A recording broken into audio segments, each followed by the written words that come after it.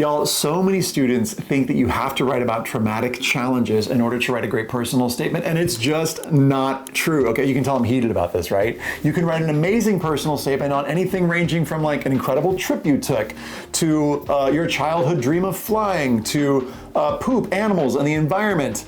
Yes, these are all real essay topics. In this video, I want to talk to you about why you don't have to write about traumatic challenges, how you can write an essay that stands out, that isn't on those things, and what are the qualities to include. First, I want to jump into an example essay, and as I'm reading this, I want you to think about two things.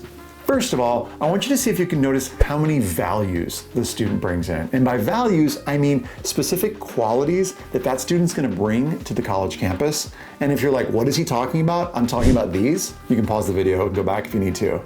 The second thing I want you to notice is this student is talking about challenges briefly, but doesn't focus the whole essay on them. Here's the essay. Growing up, my world was basketball. My summers were spent between the two solid black lines. My skin was consistently tan in splotches and ridden with random scratches. My wardrobe consisted mainly of track shorts, Nike shoes, and tournament t-shirts. Gatorade and Fun Dip were my pregame snacks. The cacophony of rowdy crowds, ref whistles, squeaky shoes, and scoreboard buzzers was a familiar sound.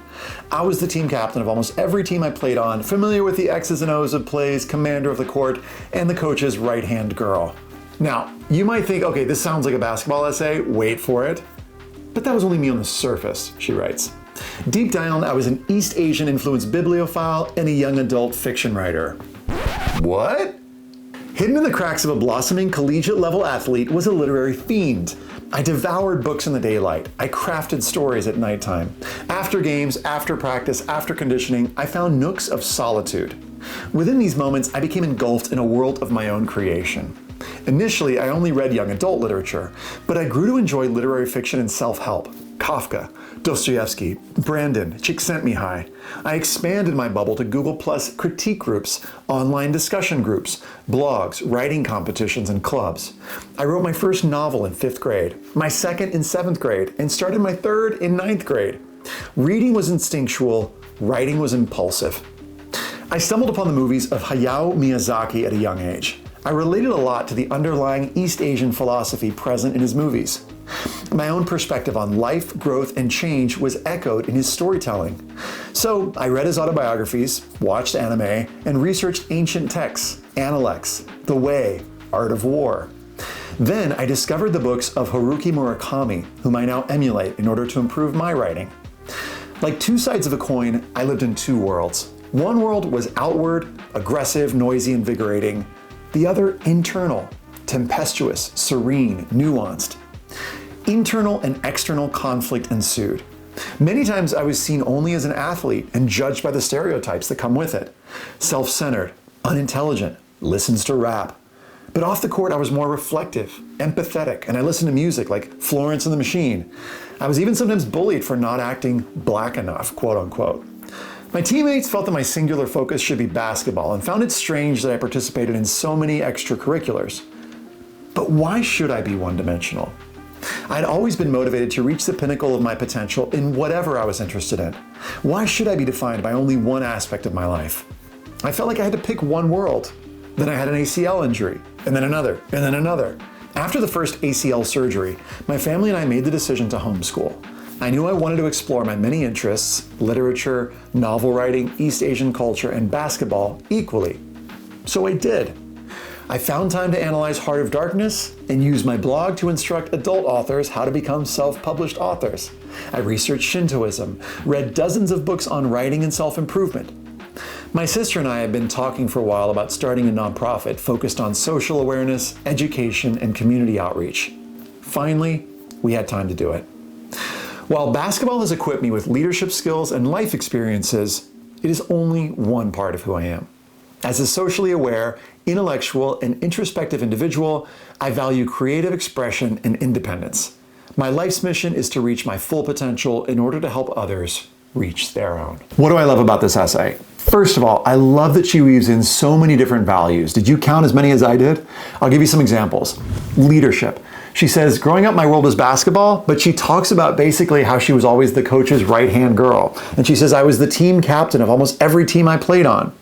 Next, she talks about curiosity and creativity. She shows her intellectual vitality by talking about all those different authors that she read. Next, she shows her critical thinking and complexity by saying, on the surface, I was this, outwardly, I was this way, but inwardly, I was this other way. So she shows her ability to be able to hold these intersecting, complex identities, which is great. Colleges love this. And then she shows her commitment to service and helping others with the nonprofit that she started with her sister. Now, the reason I'm harping on these values is they're the first of 4 qualities of what I believe goes into an outstanding personal statement, which is to say, values/qualities that you're bringing with you to a college campus. This is especially important after the Supreme Court decision to ban race-conscious admissions, because I'm getting a lot of students asking me, can I write about race in my college essay? And the answer, side note, if you are considering this, is yes, but it's important to make sure that if you're talking about race or culture, that you connect it to some of the skills, qualities, values, like the ones that I mentioned in the example essay above. The next quality that the student shows is what I like to call insight. And insight is these so what moments. Moments where she's revealing something that isn't obvious from elsewhere in the application. So, for example, when she says, I read all these authors, I may not know what those authors mean, even though she mentions them in her activities list, unless she tells me, hey, this is part of my commitment to personal growth. There's also that moment where she talks about this nonprofit that she started. I may not know the context for that unless she tells me. So that's what your personal statement can do, is give insight and context into some of the things you mention in your activities list. The third thing that I think the student's doing that's really interesting is she does mention her challenges, but like I said, she doesn't focus the whole essay there. And I want you to know this is an option for you. If you face challenges and you feel like it would be kind of weird to not mention them at least at all, you can mention them in just 1 to 3 sentences and then focus on specific skills or qualities that you've developed as a result of those challenges. And she does this at least twice. One, when she mentions getting bullied, and the second time when she mentions the sports injury. Now, the value of doing this is then you're not sort of defined by this single story, as it were. And there's a great TED Talk that I'll link below this video that talks more about the dangers of a single story. But essentially, you're still paying honor and homage to those sides of you, but they're not dominating your story. And in that way, you're basically saying, yes, these are things that I've experienced, but they're not all of who I am.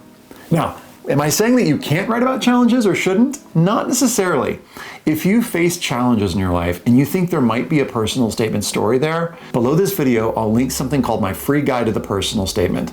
And I want you to check it out and click in particular the feelings and needs exercise, because it's a great 15-minute exercise to help you decide if challenges that you faced might make for a good personal statement. So it's possible. I just wanted to share with you in this video why you don't necessarily have to do that in order to write a great essay. All right, so how do you do this? Let me give you a step-by-step approach to writing this identity style essay if this is appealing to you. Step 1, below this video, I'll link something called the If You Really, Really Knew Me exercise. And I want you to do this exercise, make a copy for yourself, and I want you to focus on, in particular, question 3, which is around different identities that you claim.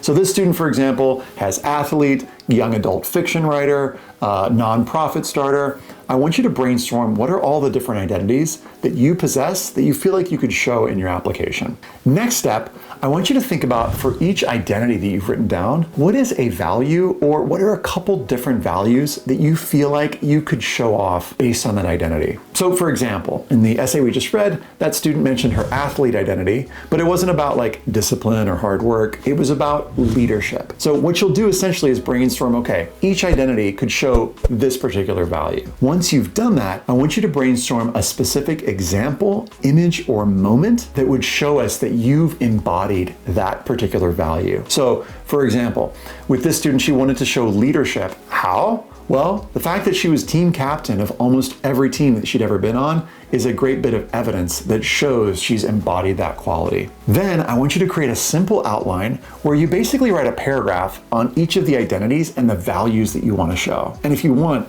here's a simple structure that you can use. Growing up, many people thought I was just X, but actually I was Y. Now, I know that sounds a little bit like the structure that we saw in the essay above, so you don't have to copy it. I really just want to get your brain going with this, okay? What you'll do next, because this is what I'm most interested in, is write a paragraph for each of those other identities, those other sides of you. If you want, you might weave in a little moment that talks about how when you were starting to express and explore these different identities, how are people responding to you? And then finally, as you're wrapping the essay up, I want you to reflect on what these identities have taught you. Are there any skills that you've gained? Are there any values you've developed? Because that's what colleges are going to be especially interested in. Below this video, I'm going to link to a couple different resources. One is a longer guide that accompanies this video that'll show you some alternate approaches and some other example essays. And then there's also a podcast that's a much deeper dive into this topic with Tina Young. I hope you found this video useful. You'll find lots more at collegeessayguy.com. And fun fact, we also have free one-on-one essay help for students if you're interested. Just go to collegeessayguy.com/matchlighters. Much love. I'll see you soon.